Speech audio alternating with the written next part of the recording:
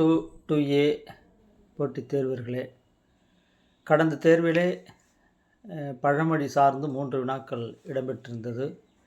கண்டிப்பாக 1 அல்லது 2 வினாக்கள் நிச்சயமாக நமக்கு அதில் இடம்பெறும். பழமொழி 400 அப்படின்னு பார்த்தோம்னா, அதில் அதனுடைய ஆசிரியர் முன்றுரை அரையனார். முன்றுரை அப்படிங்கிறது ஊர் பெயராகவும், அரையன்னா அரசன். அப்போ முன்றுரை என்ற ஊரை ஆண்ட அரசனாக இருக்கலாம் என்று கருதப்படுகிறது, அல்லது புலவருடைய குடிப்பெயராகவும் இருக்கலாம். முன்றுரை அரையனார். பழமொழி 400. காலம் பார்த்தோம் அப்படின்னாக்கா 4ஆம் நூற்றாண்டு. 400 4ஆம் நூற்றாண்டு. கடவுள் வாழ்த்து அதில் குறிப்பிட்டிருக்கிறத பார்த்தாக்கா இவர் சமண சமயத்தை சார்ந்தவராக இருக்கலாம் என அறியப்படுகிறது. இந்த நூலை முதலில் பதிப்பித்தவர் செல்வ சேகரனார். 34 அதிகாரங்கள், 400 பாடல்கள். இது பாவகை, வெண்பா, செப்புலசை உடையது. ஒவ்வொரு பாட்டிலும் ஒரு பழமொழி சார்ந்த நீதி சொல்லப்பட்டிருக்கும். பாட்டோட இறுதியில் ஒரு பழமொழி இருக்கும். பழமொழிகள் அனைத்துமே இலக்கிய சார்ந்து இருக்கும். 14 கீழ்கணக்கு நூல்களில் மிகுதியான வரலாற்று கூறுகளை சொல்லக்கூடிய நூல் பழமொழி 400. சங்ககால மன்னர்கள், புலவர்கள், மூவேந்தர்கள் பற்றிய குறிப்புகளையும் இது கொடுக்குது.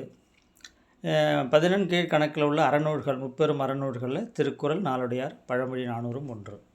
பழமொழி என்ற சொல்ல முதலில் அகநானூற்றில் வருகிறது. தொல்காப்பியர் பழமொழியை முதுமொழி என்று அழைக்கிறார். இந்த பழமொழியை மூதுரை, முதுசொல், முதுமொழி, உலக வசனம் அப்படிங்கிற வேறு பெயர்களையும் நாம் சொல்லலாம்.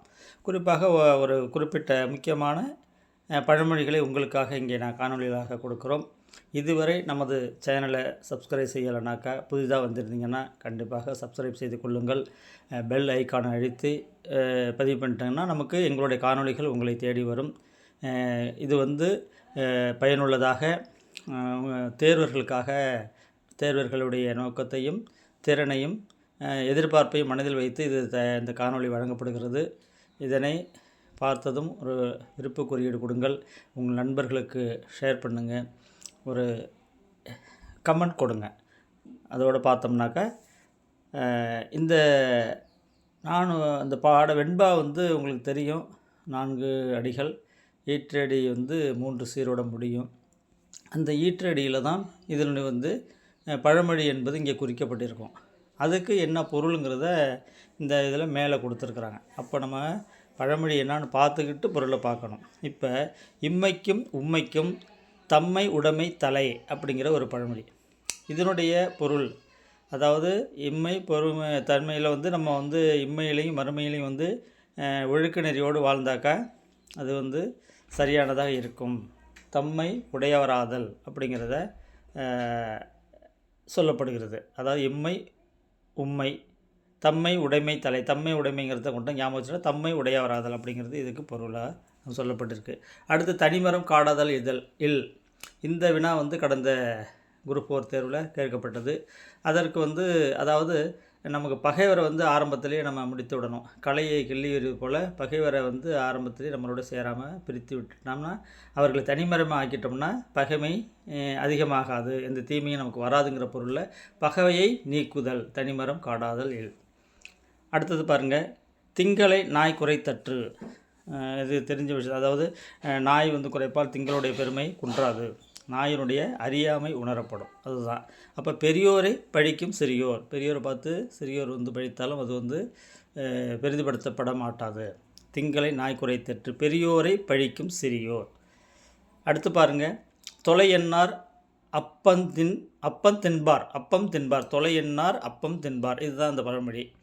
அதாவது நமக்கு ஒரு பொருளை கொடுத்தாக்கா அதை சுவைத்து சாப்பிட முடிஞ்சு அதில் என்ன குறை இருக்குங்கிறத கண்டுபிடிக்கக்கூடாது அப்படிங்கிறது இந்த பழமொழி உணர்த்துது.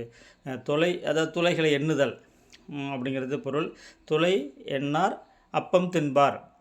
அப்போ நன்மையை மட்டும் பொருள் எடுத்துக்கணும். அதில் உள்ள குறைகளையோ தீமையோ நம்ம எடுக்கக்கூடாது, நன்மையை கருத வேண்டும் அப்படிங்கிறது அதுக்கு பொருள். பாருங்கள், நனி வெந்நீர் இல்லம் சுடுகளாவாறு. வெந்நீரால் வீடு வேகாது அப்படிங்கிறது தான் இதனுடைய பொருள். வெந்நீரும் சான்றோரும், அதாவது சான்றோர்கள் கீழே உள்ளவங்க எவ்வளோதான் அவரை துன்படுத்தினாலும் அதை பொறுமையாக ஏற்றுக்கொள்வாங்க. வெந்நீரும் சான்றோரும். அப்போ நனி வெந்நீர் இல்லம் சுடுகளாவாருன்னாக்கா வெந்நீரும் சான்றோர் போல தான் வெந்நீரும் அப்படிங்கிறது தான் பொருள் இதுக்கு. அப்போ அடுத்துங்க, நாய் காணின் கற்காணவாறு, நாயை கண்டா கல்லை காணும் அப்படின்னு சொல்லுவோம்ல, அந்த பழமொழி தான் இது. அப்போ தர்மத்தை எப்போதும் செய்ய வேண்டும். சரிங்களா? அதாவது நான் நல்லா செழிப்பாக இருக்கும்போது தர்மம் செய்யலை, பிறகு நோய்வாய்ப்பட்ட பிறகு கடைசி காலத்தில் செய்யணும்னாலும் அது முடியாத ஒன்றா போய்டும். அதனால் வந்து தர்மத்தை எப்போதும் செய்யணும். நாய் காணின் கற்காணவாறு அப்படிங்கிறது. அடுத்தது பாருங்கள், நாய் மேல் தவிசிடுமாறு. நாய் மேல் தவிசிடு, அதாவது சிறு மதியாலை கௌரவித்தாலும் அவர் அந்த கௌரவ தகுதி உடையவராக விளங்குவதில்லை. சிறுமைக்குடமே அவரிடம் நிகழ்ந்திருக்கும். அதை தான் நம்ம வந்து நீங்கள் அது ஒன்று சொல்லுவோம், நாயை குளிப்பாட்டி நடு வீட்டில் வச்சாலும் அப்படிங்கிற ஒரு ஒரு ஓமானமாக சொல்லுவோம். அதை தான் இங்கே சொல்லியிருக்கிறாங்க. அதாவது சிறியோர் தகுதியுடையவர் ஆகார், சிறுமைத்தன்மை உடையவர்கள் வந்து தகுதியுடையவராக ஆக மாட்டார்கள். நாய் மேல் தவிசிடும் ஆறு. அடுத்தது பாருங்கள், நாய்வால் திருந்துதல் என்றுமோ இல். நாய்வாலை நிமிர்த்த முடியாது அப்படின்னு சொல்லுவோம். அப்போ என்ன, கோணல் புத்தி உடையவன், குறுக்கு புத்தி உடையவன், நாய்வாலை நிமிர்த்த முடியாது. நிறைகுடம் நீர் தழும்பல் இல். குறைகுடம் கூத்தாடும், நிறைகுடம் தழும்பாது அப்படின்னு தான் சொல்லுவோம். அதுக்கு தான் பாருங்கள். அப்போ கற்றவருடைய அடக்கம், கற்றவங்க அமைதியாக அடக்கமாக இருப்பாங்க.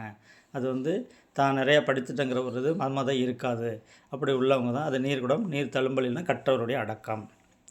நுண்ணலும் தன் வாயால் கடும், நுண்ணலும் தன் வாயால் கடும். இது தவளையை வந்து குறிப்பிட்டு நம்ம அதை சொல்லுவோம். அதாவது நம்ம முடவன் வாளாக விடாமல் தன் வாயை திறந்து பிறரை பொல்லாங்கு பாட பேசினாலும் வந்து அது வந்து பிறர் அறிந்து அவனை பொறுத்து கொள்வார்கள், வெறுப்பார்கள், அவனை வெறுப்பார்கள் அப்படிங்கிறது இதோட பொருள்.